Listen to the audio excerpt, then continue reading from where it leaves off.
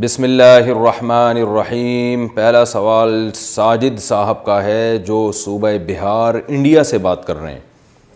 پوچھتے ہیں جی قبرستان میں ہاتھ اٹھا کر دعا کرنا کیسا ہے؟ کیا قبرستان میں میت کے لیے اللہ تعالیٰ سے ہاتھ اٹھا کر دعا کرنا جائز ہے؟ جی جائز ہے، آپ قبر والے سے نہ مانگیں، آپ اللہ سے مانگیں تو ہاتھ اٹھا کے بھی دعا کر سکتے ہیں۔ لیکن جہاں بدعت کا غلبہ ہو اور یہ ذرا سا بھی خطرہ ہو کہ لوگوں کو یہ وہم ہوگا کہ آپ قبر والے سے مانگ رہے ہیں، تو پھر شریعت میں احتیاط کا ایسے مواقع پر حکم دیا گیا ہے، پھر آپ ایسی جگہ پہ ہاتھ اٹھا کے دعا نہ مانگیں۔ جمعہ میں کم سے کم کتنے نمازی ضروری ہیں؟ جمعہ کی نماز کے لیے امام صاحب کے علاوہ کتنے نمازیوں کا ہونا ضروری ہے؟ حافظ عامر، سعودی عرب سے۔ اس میں مختلف فقہا کی مختلف آراء ہیں۔ بعض حضرات کے لیے شرط ہے کہ کم از کم 40 افراد ہوں۔ احناف کے ہاں اس میں 4 آدمیوں کا ہونا ضروری ہے کم سے کم، اس سے کم میں جمعہ نہیں ہوتا۔ کسی کا نام رحمان ہو تو کیسے پکاریں؟ عبداللہ صاحب انڈیا سے۔ کسی کا نام رحمان یا رحیم ہو، کیا اسے عبد الرحمن اور عبد الرحیم کہہ سکتے ہیں؟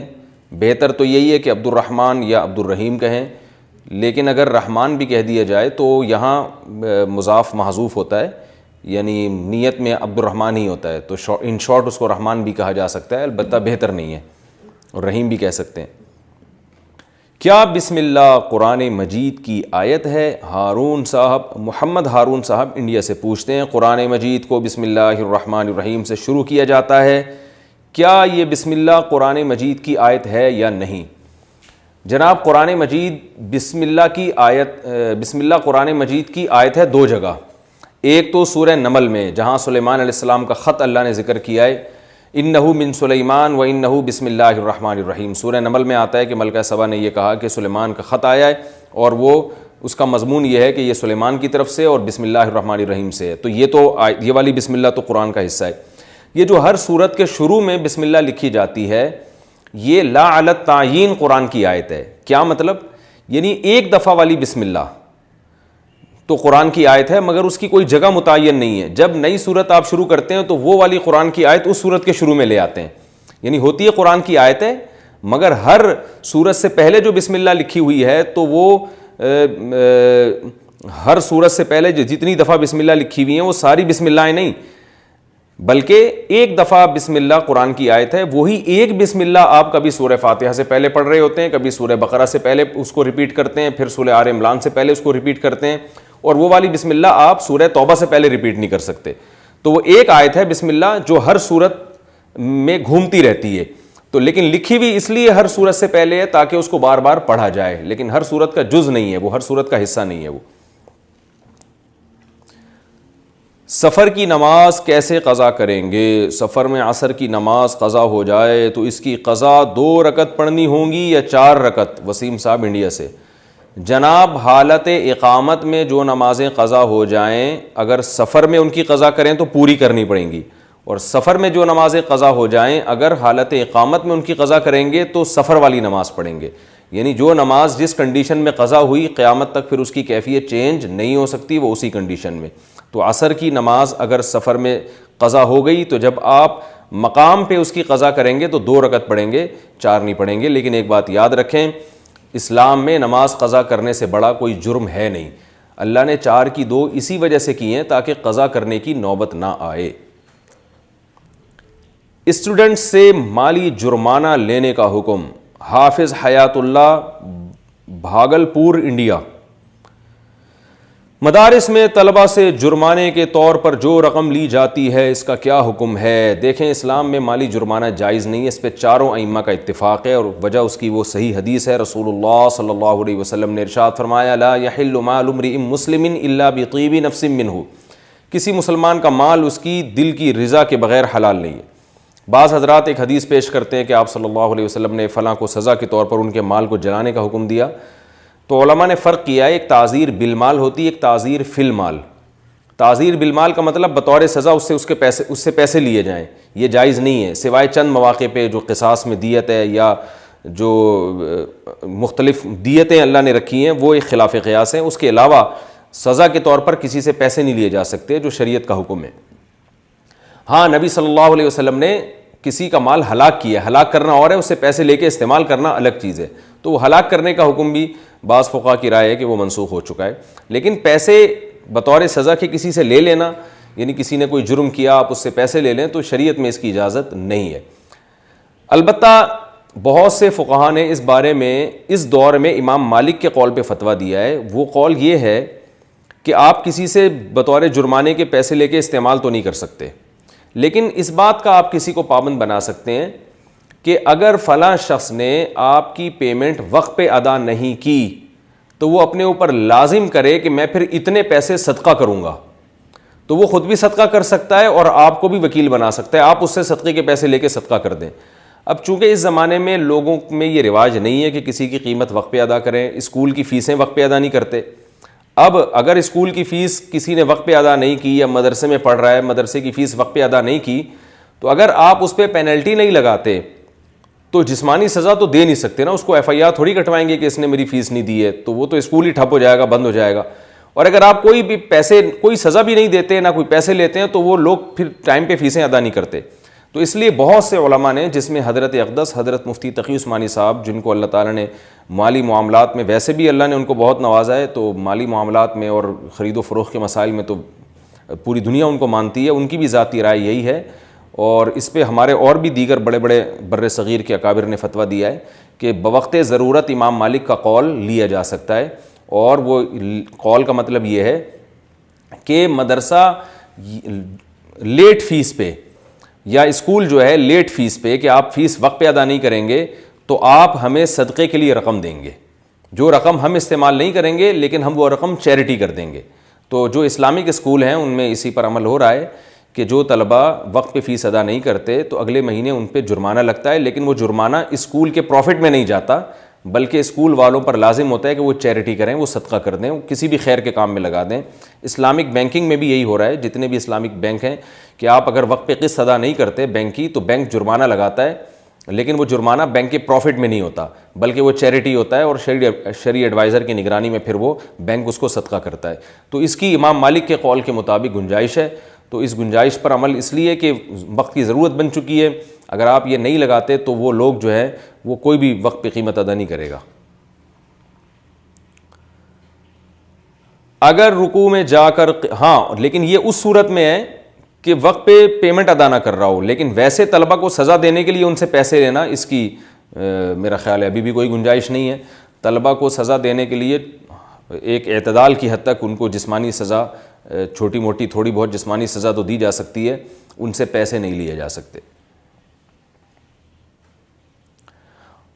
ہاں یہ ضرور ہے کہ یہ ایک تدبیر اختیار کی جا سکتی ہے کہ بہت سے مدرسوں میں طلبہ کو اسکالرشپ دی جاتی ہے بغیر کسی معاوضے کے. اسکالرشپ تو ہوتی بغیر کسی معاوضے کے، تو یہ ہو سکتا ہے کہ اگر آپ یہ جرم کریں گے تو آپ کی اسکالرشپ سے پیسے کٹ جائیں گے، کیونکہ انعام ہے نا اسکالرشپ، تو انعام میں کمی کی جا سکتی ہے. یعنی طلبہ سے پیسے تو نہیں لے سکتے لیکن آپ انعام میں کمی کر سکتے ہیں. تو اس طرح کی کچھ تدبیریں اختیار کی جا سکتی ہیں. برابر سے نمازی چلا جائے تو صف کیسے پوری کریں؟ جماعت میں اگر ایک شخص برابر سے اچانک چلا جائے تو کیا ہمیں دوسرے ساتھ والے شخص کے قریب ہو جانا چاہیے یا اسی جگہ کھڑے رہنا چاہیے؟ ارشد اللہ صاحب کر سے پوچھتے ہیں. یہ کر پتہ نہیں کہاں ہے. تو بھائی دیکھیں، اگر آپ نماز پڑھ رہے ہیں اور آپ کے پڑوس سے نمازی شارٹ ہو جائے، ایک دم اس کے وضو ٹوٹ جائے یا کوئی عذر ہو جائے، تو پچھلی صف والے بندے کو چاہیے وہ آگے آ جائے، اور پھر اس سے پچھلی والی کو صف والے بندے کو چاہیے کہ وہ اس کی جگہ پوری کرے. تو اس طرح پیچھے سے بندے آگے پارسل ہوتے رہیں گے اور صف بنتی رہے گی. لیکن پیچھے والا اگر نہیں آ رہا آگے تو پھر آپ کو چاہیے کہ تھوڑا سا آپ سائڈ پہ ہو جائیں، اور آپ کے ساتھ جو بندہ کھڑا تھا اس کو بھی چاہیے تھوڑا سا وہ بھی اس طرف کھسک جائے تاکہ صف میں خلا ختم ہو جائے. ہندو کی وفات پر سوگ سندیس کھانے کا حکم.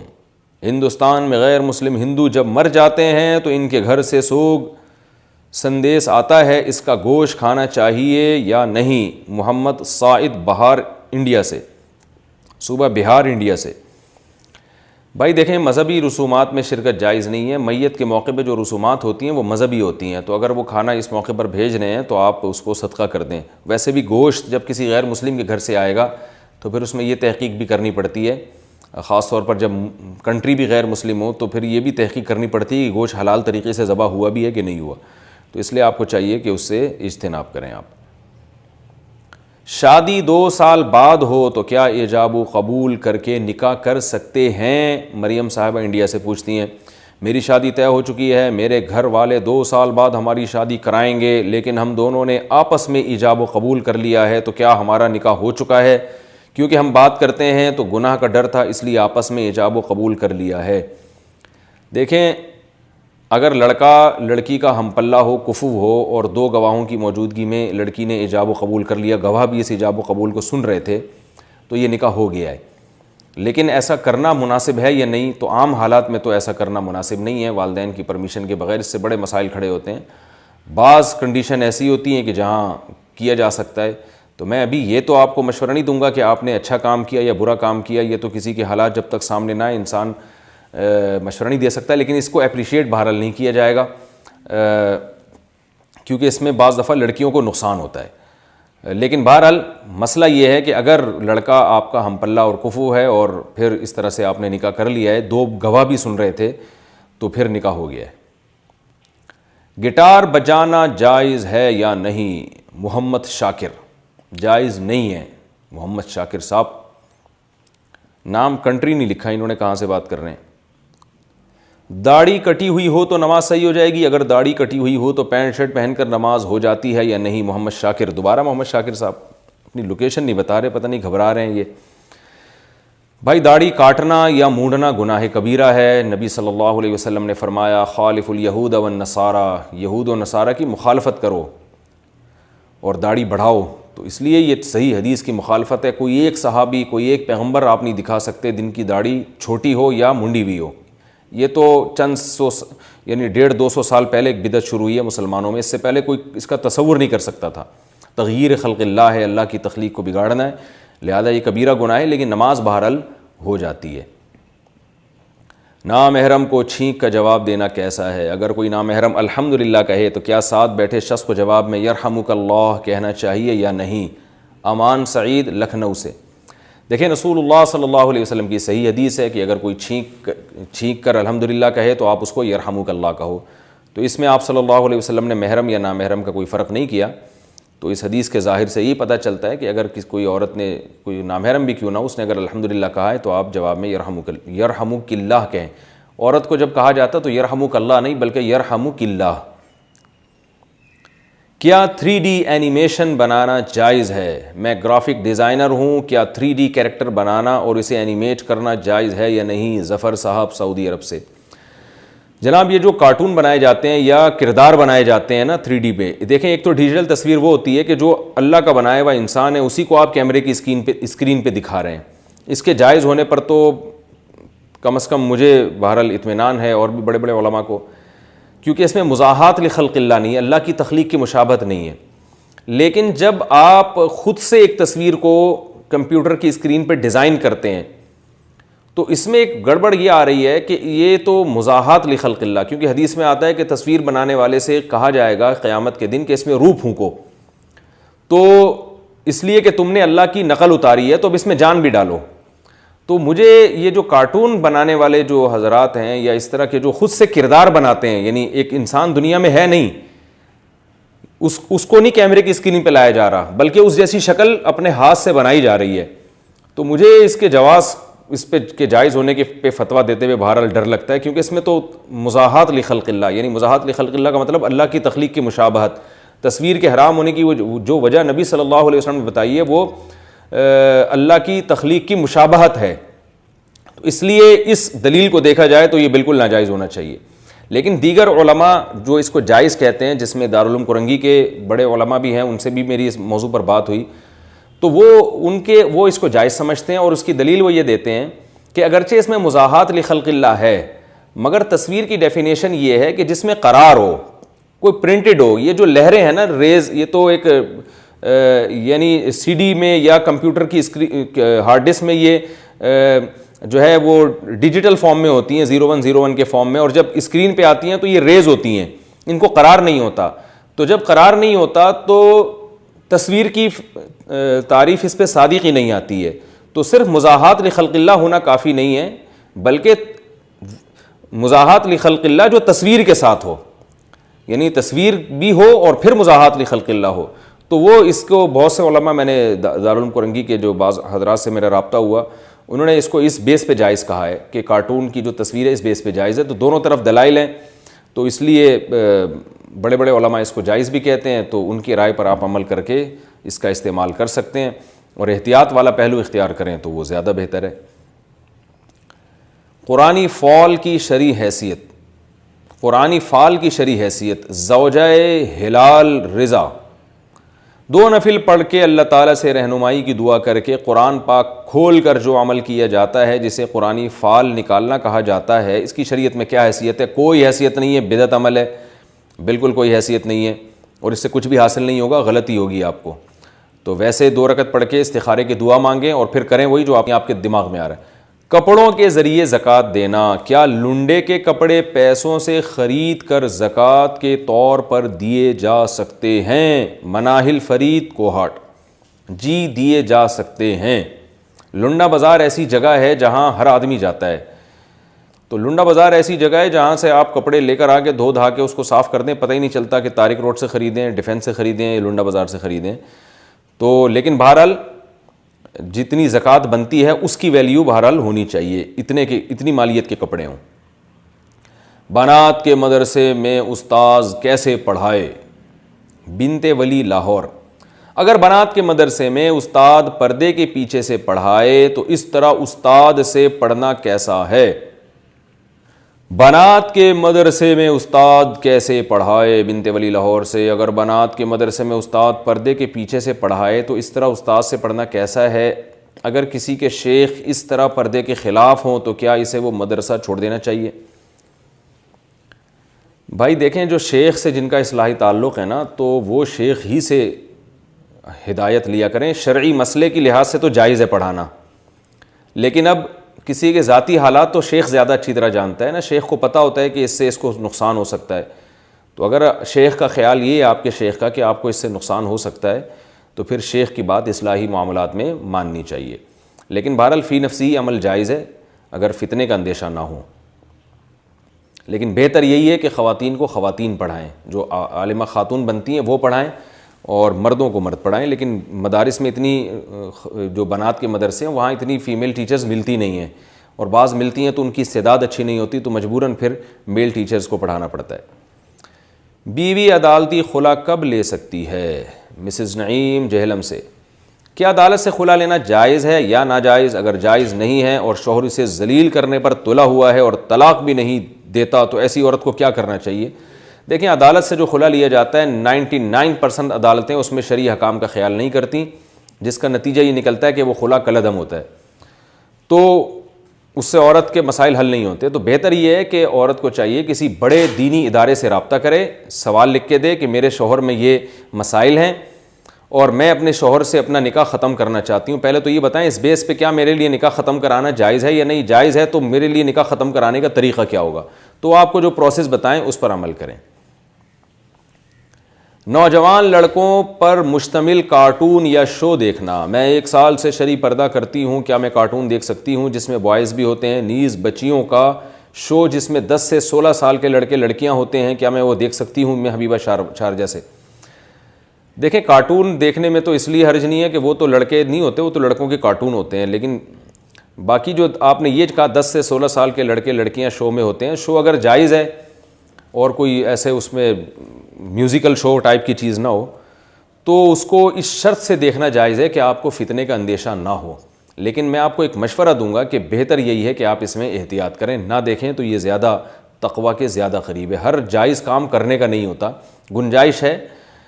نبی صلی اللہ علیہ وسلم نے امی عائشہ رضی اللہ تعالی عنہ کو حبشیوں کا کھیل دکھایا مسجد نبوی میں، تو صحیح مسلم کی حدیث ہے. تو کھیل دیکھا جا سکتا ہے لیکن آپ اجتناب کریں تو یہ زیادہ بہتر ہے. کیا صرف احد نام رکھ سکتے ہیں؟ کیا بچے کا نام احد رکھ سکتے ہیں یا ساتھ میں عبد لگانا ضروری ہے؟ سلمہ صاحبہ کراچی سے.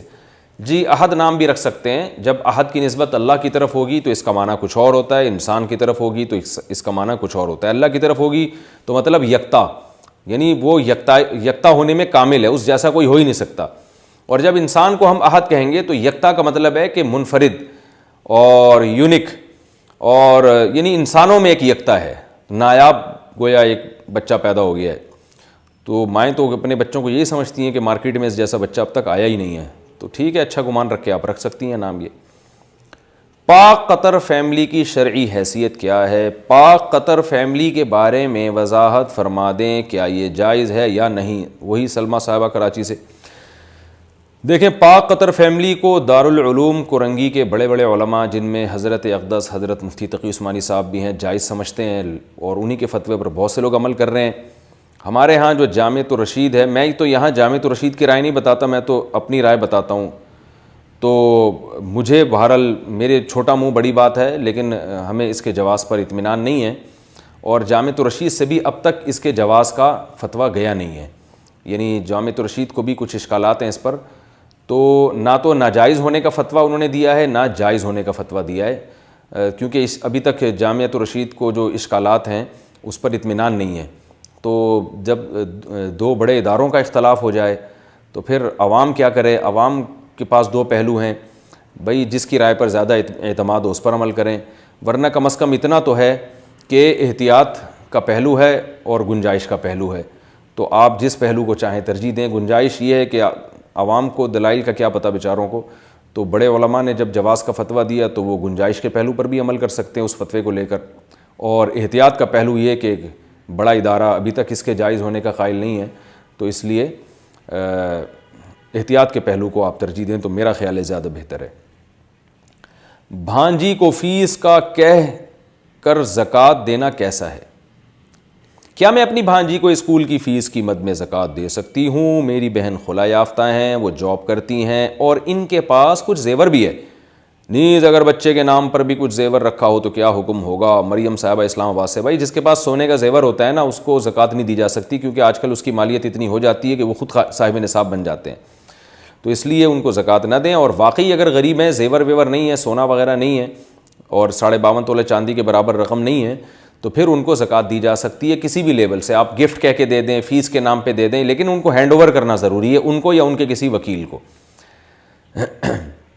یعنی اس وقت زکوٰۃ کا کہنا زبان سے ضروری نہیں ہے کہ یہ زکوٰۃ ہے، بلکہ عزت دار آدمی کو تو یہ کہنا ہی نہیں چاہیے کہ میں زکوٰۃ دے رہے ہیں، کیونکہ عزت دار آدمی زکوٰۃ لیتے ہوئے شرماتا ہے، تو اس کو ہدیے کے نام پہ دینی چاہیے۔ اگر خریدنے والا سودی قرضے کے پیسے دے تو کیا حکم ہے؟ اگر کوئی اپنا گھر بیچنا چاہ رہا ہے اور لینے والا قرض لے کر پیسے ادا کرے، گھر بیچنے والے کے لیے وہ پیسے لینا جائز ہوگا یا نہیں؟ شاہین صاحب انڈیا سے۔ یعنی وہ گھر کے پیسے سودی قرض سے دے رہا ہے، تو دیکھیں جب بینک سے کوئی سودی قرض لیتا ہے نا، تو وہ قرض کی رقم سود نہیں ہوتی، سود وہ رقم ہوتی ہے جو آپ بینک کو دیں گے، تو اس لیے قرضہ لینا تو حرام ہے، مگر وہ رقم حرام نہیں ہے۔ اس رقم سے کوئی بھی چیز خریدتا ہے تو بیچنے والے کے لیے وہ رقم لینا جائز ہے۔ ہاں، کسی نے کسی کو قرضہ دیا اور اس قرضے سے سود لیا اور وہ سود کی رقم الگ سے اس نے رکھی ہوئی ہے، پھر وہ سود کی رقم سے آپ سے گھر خرید کے آپ کو پیسے دیتا ہے، تو پھر آپ کے لیے وہ پیسے لینا جائز نہیں ہوگا۔ تو قرضے کا حکم الگ ہے، سود کی رقم کا حکم الگ ہے بالکل۔